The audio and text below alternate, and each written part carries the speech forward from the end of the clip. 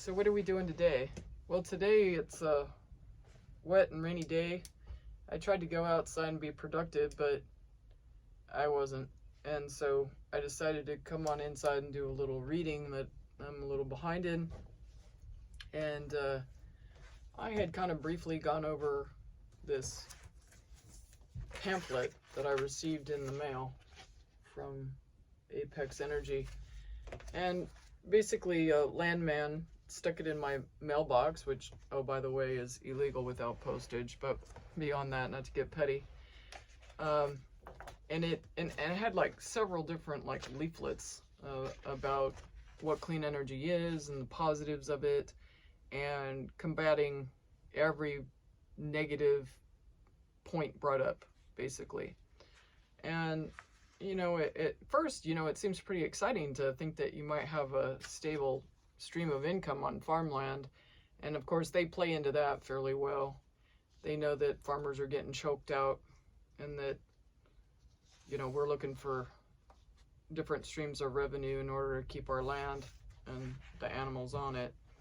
But in reviewing it, the first thing I did, I kind of went over some of the numbers just to see how realistic they were about the numbers I do know.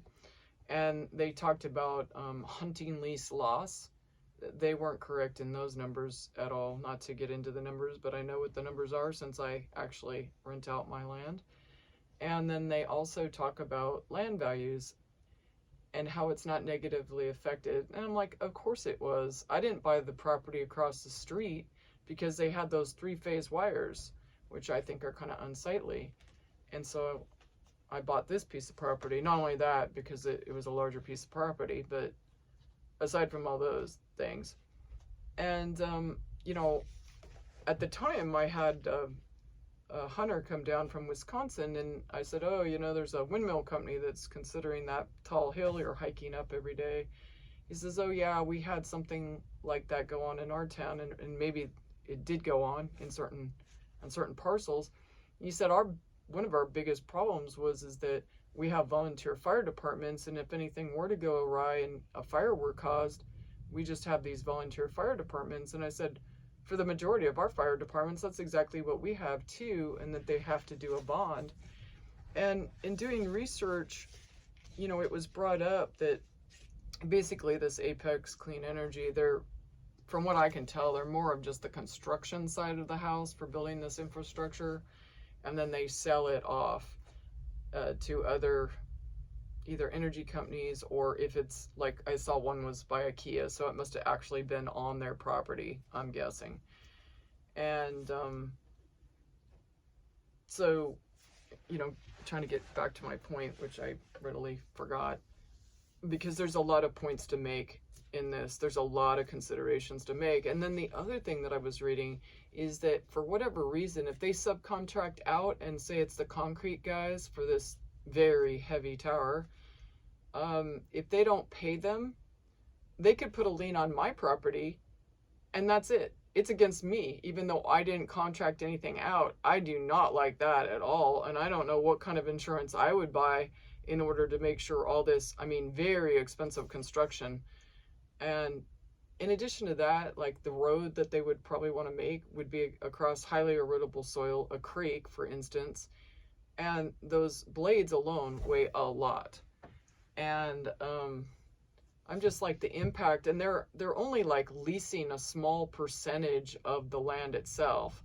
So whatever, there's a 5-year kind of waiting period where they kind of lock up your land just in case they want to use it.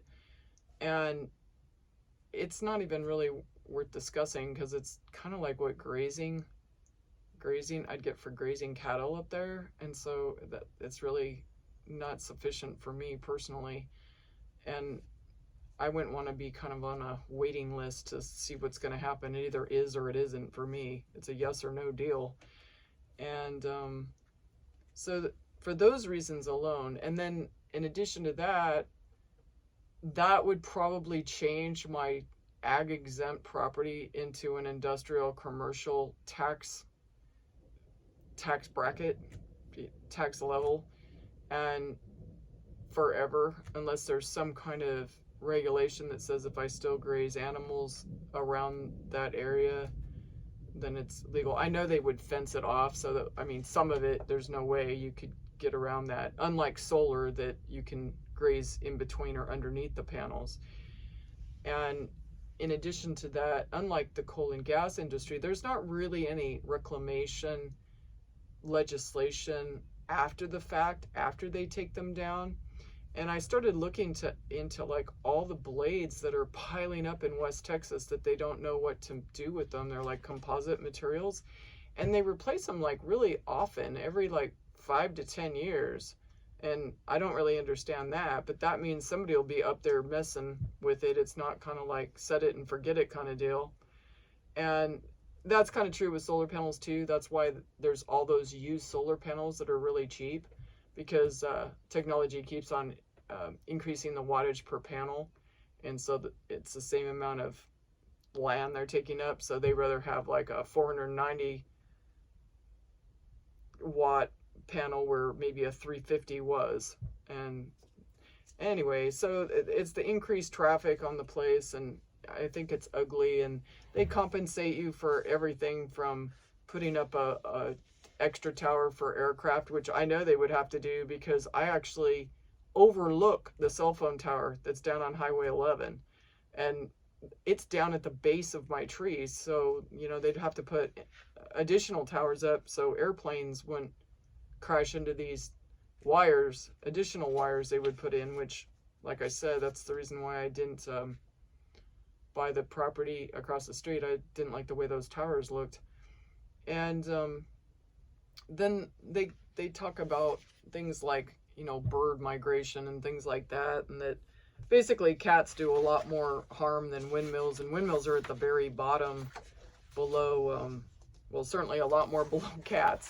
And it's true, cats actually do play a huge role in killing off birds, but you know, they talk about critical migration patterns. Well, I have a lot of duck hunting here, and I'm not even in the critical migration path, but I'm just on the outside of it where we get a fair number of ducks. And it may not be considered critical, but I'm pretty sure if it's flying, it could fly into more wires and things like that. So I'm not so sure. You know, you really have to look at those adverbs and adjectives that they use between, you know, between the sentences, and, you know, what's considered critical. Because I know I'm not in the mainstream of migration. However, I get a lot of ducks, and that's part of what I make some of my money with, is leasing out my pristine land to duck hunters. And it's never here when you want it. So it says windmills are the lowest for killing birds, cats are the highest, automobiles are like third greatest, and things like that. And then there's another source of concern, and that's the frequency to which the windmills, or I should say turbines, because they're producing energy, not water, when they create a frequency to which you're not aware of. And if you know anything about energy and actually the new math that's having to be created to try to describe the expanse of the universe, I mean, it's way out there with quantum physics. Frequencies do affect everything, because energy makes frequencies. Everything emits a frequency. And it's kind of a new theory that everything emits frequencies, and really that's one of the keys to a lot of different things that we have yet to discover. And how can you say that changing the frequency doesn't affect you somehow? I know, for instance, I knew someone that lost their hearing because they were in a warehouse that was next to a dock where the big rigs would back up to the warehouse. And at that exact frequency of the hum of the trucks, which is pretty low, it doesn't bother you at all, he lost the frequency in that range, right, where the trucks, because the hairs in your ears, I guess, can only vibrate so many times at a certain frequency before they finally just don't work anymore. And there's also this thing called shadow flicker, which is, I guess, kind of an anomaly. It doesn't happen a lot, but it can. I guess it looks something like LED lights or fluorescent lights flickering for a period of time, and then it goes away. So they talk about bird migration, you know, it doesn't kill birds and it won't decrease your property taxes. And I just totally disagree with that altogether, because of, you know, I see places for sale that are near towers, and that's the first thing you see. And I actually think some of the towers look pretty when you drive over the hills between, well, up by California and Palmdale and things like that. But, and even in West Texas, but I don't think in my backyard.